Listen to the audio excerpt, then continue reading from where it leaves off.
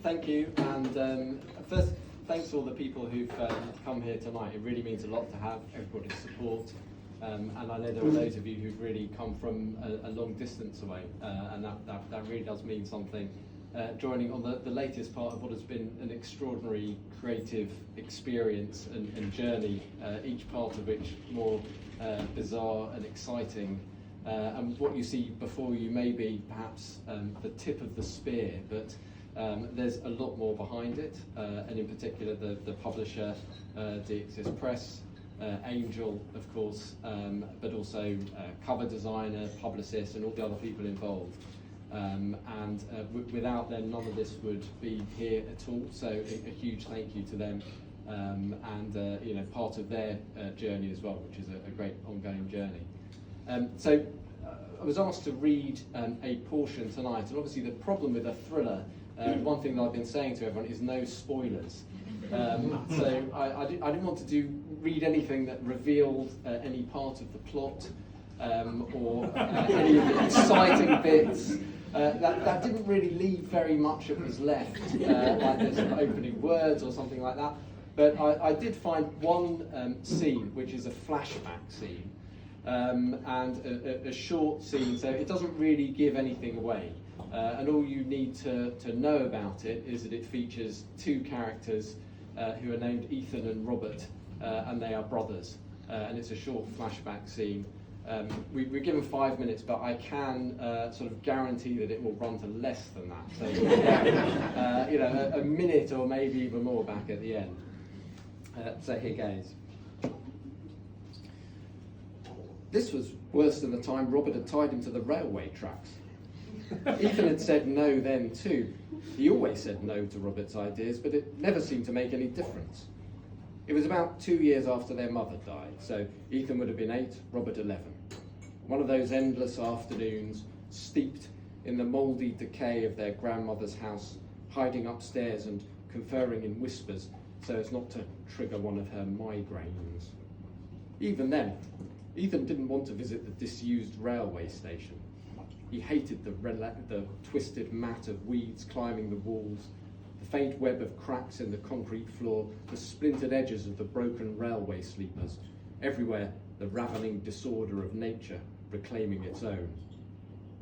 Somehow, they'd ended up climbing the low wall at the end of the garden, creeping along the track as it followed a gentle curve that swept into the station. They stood on the tracks between the platforms, the tops of their heads level with the floor, and Ethan shivered in the oppressive silence. "I've got an idea," said Robert. "Let's play a game. Let's pretend it's a real railway station, and robbers have tied you to the tracks. Then I'll come and untie you and rescue you just in time before the train comes." It turned out that Robert had a ball of twine in his pockets.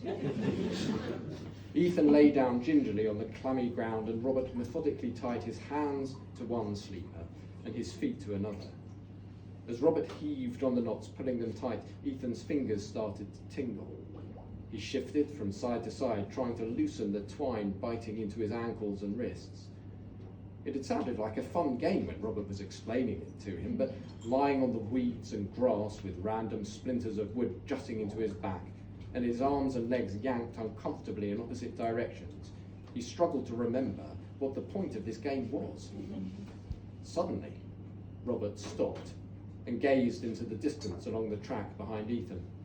He raised one hand to his forehead to blot out glare from the sun, and squinted as though trying to make out something in the distance. "What's that?" said Robert. "What?" said Ethan, craning his neck to follow Robert's gaze. "I thought I heard something." No, that's impossible." "What's impossible? What is it?" "This line is meant to be closed. There aren't meant to be any trains." "Oh no, can you feel it vibrating?" Robert laid one hand gently on the metal track. Ethan struggled against the twine. Could he feel the track trembling? He thought he could. He thought he could hear the faint thrum of an approaching train transmitted through the track, ripping past the weeds and wildflowers growing over the line, shattering the stultifying peace of the station. "Untie me, quick," said Ethan. He started to gasp and squirm against his bonds. He felt his heart pounding. Or was it the beat of the approaching train's wheels on the track? Robert fiddled with the twine. There's not time. I don't think I'm going to make it. Hold still, hold still. Hot tears pricked the back of Ethan's eyes. He tried not to struggle as Robert picked vainly at the knots.